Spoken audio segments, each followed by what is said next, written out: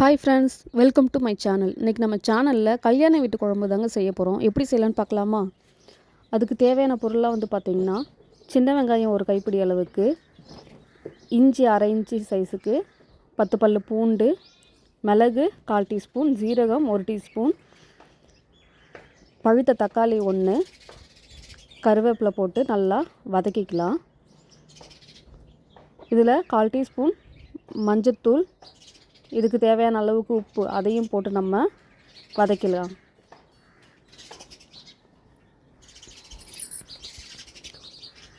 மிளகாத்தூள், மல்லித்தூள், நான் தனி மிளகாத்தூளும் மல்லித்தூளும் போட்டுக்கிறாங்க.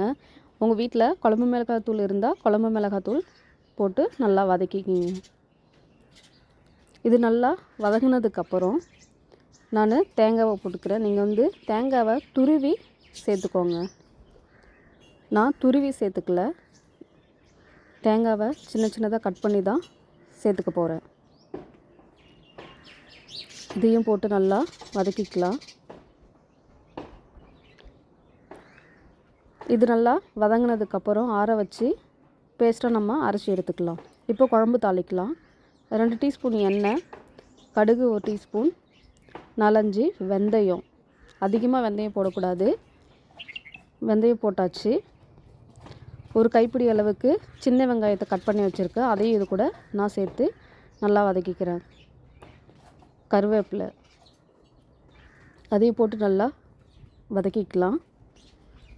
இது வதங்கினதுக்கப்புறம் நம்ம பழுத்த ஒரு தக்காளியை கட் பண்ணி வச்சுருக்கோம், அதையும் இது கூட போட்டு நல்லா வதக்கிக்கலாங்க.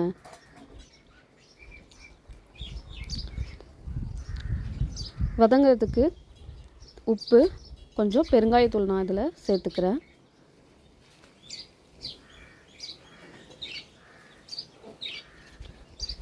பெருங்காயத்தூள் சேர்த்து நல்லா வதக்கியாச்சு. இப்போது இதில் நான் காய் கத்திரிக்காயும் உருளைக்கிழங்கும் தாங்க இந்த குழம்புக்கு நான் சேர்த்துக்கிறேன். கத்திரிக்காயும் உருளைக்கிழங்கும் சேர்த்து வதங்கிக்கிட்டு இருக்கட்டும். நம்ம இந்த மசாலாவை அரைச்சி எடுத்துகிட்டு வந்துடலாம். காய் நல்லா வதங்கிக்கிட்டு இருக்கு. பேஸ்ட்டும் அரைச்சி எடுத்துகிட்டு வந்தாச்சு. நம்ம இந்த காய் கூடவே ஊற்றிக்கலாம். ஊற்றிக்கிட்டு உங்களுக்கு தேவையான அளவுக்கு தண்ணி ஊற்றிக்கோங்க.